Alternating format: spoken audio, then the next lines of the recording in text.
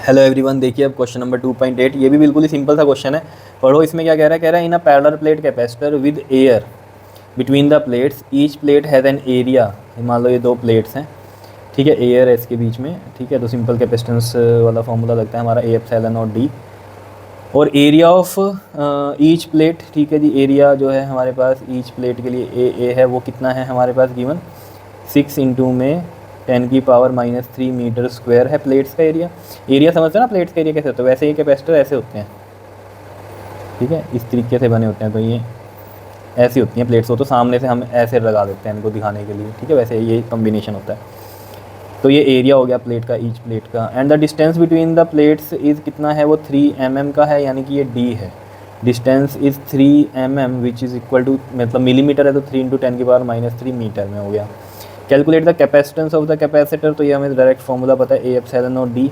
ए कितना है 6 इंटू में 10⁻³ और एप्सिलॉन क्या होता है परमिटिविटी ऑफ फ्री स्पेस। इसकी जो वैल्यू होती है वो कितनी होती है 8.85 इंटू में 10⁻12, ठीक है। वैसे गिवन भी होगी आप तो उसमें टेंशन मत लेना, ठीक है। और डी कितना है हमारे पास, ये डी है हमारे पास 3 मिलीमीटर, यानी कि 3 इंटू में 10⁻³ देखो ये 10⁻³ से कट गया, 3 2 ज़ा 6 8.854 होता है वैसे। चलो हम इसको 2 से करें, 2 5 ज़ा 10, 2 8 ज़ा 16 और 1 17, 2 8 ज़ा 16 और 1 17 और पॉइंट यहाँ आएगा, यानी कि 17.7 इंटू में 10⁻12, ठीक है। फेरेड में है, फेरेड में है तो मैं इसको 17.7 10⁻12 क्या होता है पीको, तो पीको फेरेड में कर दिया मैंने इसको। कोई दिक्कत वाली बात तो नहीं है ना इसमें।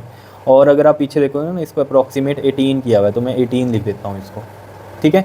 वो अगर आप करोगे ना, देखो 88.854 को 2 से करोगे तो 2 4 ज़ा 8, 2 5 ज़ा 10, 2 8 ज़ा 16 1 17, 2 8 ज़ा 16 और 1 17, तो ये बनता है ना।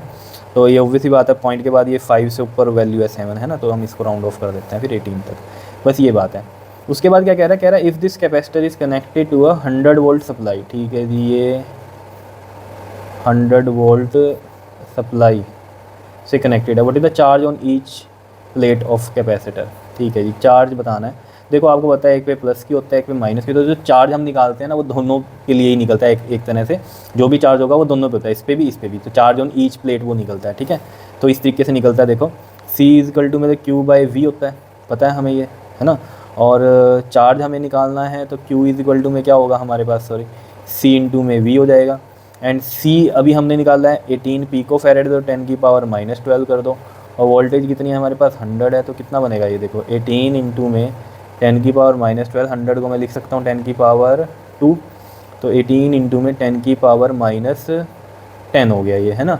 और ऐसे तो हम छोड़ते नहीं है, पॉइंट आना चाहिए इसके बाद। तो देखो ज़रा, अगर मैं यहाँ पर 10 से मल्टीप्लाई 10 से डिवाइड, मतलब 10 से डिवाइड 10 से मल्टीप्लाई हो गया, ठीक है 1, और ये 10 हटाऊँगा तो 1.8 लगेगा, और ये कितना आ जाएगा 10⁻⁹ और चार्ज है सिंपल, तो ये कूलम में आएगा हमारा। क्लियर है, ये इसका आंसर होगा। क्लियर है, बताओ कोई दिक्कत इसमें तो बता दो, ठीक है। सिंपल से क्वेश्चन है। और जो मैं आपको बता ना, ये जो चार्ज आया है, ठीक है, वो इस प्लेट का भी, इस प्लेट पे भी कितना होगा 1.8 इंटू में 10⁻⁹ होगा, और इस प्लेट पे भी कितना होगा 1.8 इंटू में 10⁻⁹ होगा। बस एक में प्लस में होता है और एक में माइनस पे होता है, ठीक है। तो इसमें कंफ्यूज नहीं होना कि ईच प्लेट का क्यों कहा, कई बच्चे इसको 2 से डिवाइड कर देते हैं, तो वो चीज़ नहीं होनी चाहिए, ठीक है। तो ये जो चार्ज निकलता है ऑब्वियसली बात है ईच प्लेट का ही होता है। क्लियर, बताओ जी, सिंपल कर लोगे इसको भी, सिंपल ही था। ओके जी, थैंक यू।